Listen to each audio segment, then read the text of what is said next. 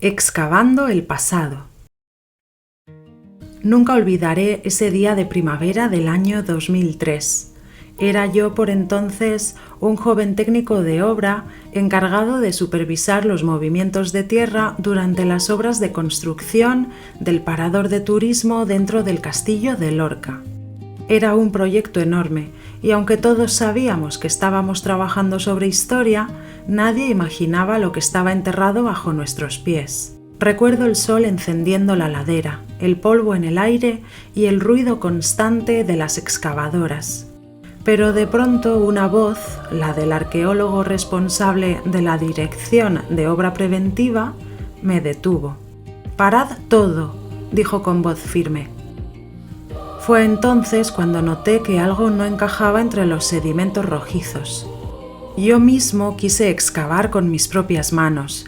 Hicimos una pequeña zanja de prueba y de repente apareció un muro muy diferente a lo que cabría esperar de un castillo.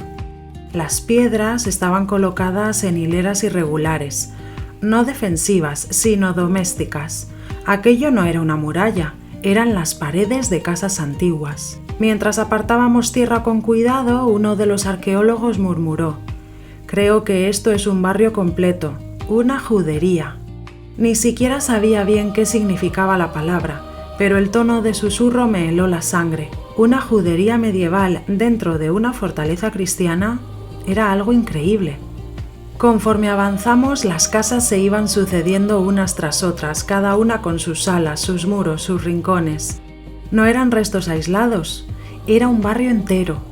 Y en el corazón de ese entramado encontramos una construcción que destacaba por su planta rectangular y su sentido interior, una sinagoga medieval. Nunca olvidaré la primera vez que vi lo que parecía ser el Bimá, la plataforma desde donde se leía la Torá.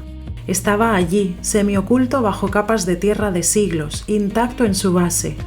Era como si el silencio de tantos años nos permitiera escuchar aún rezos antiguos.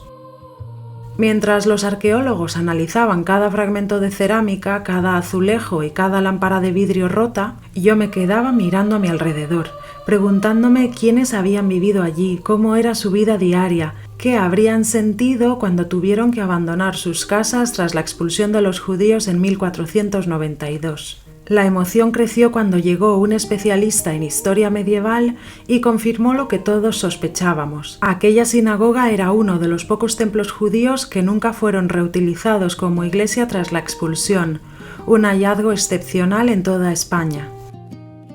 En los años siguientes, cientos de objetos, desde candeleros hasta cerámicas y monedas, salieron a la luz como piezas de un rompecabezas perdido.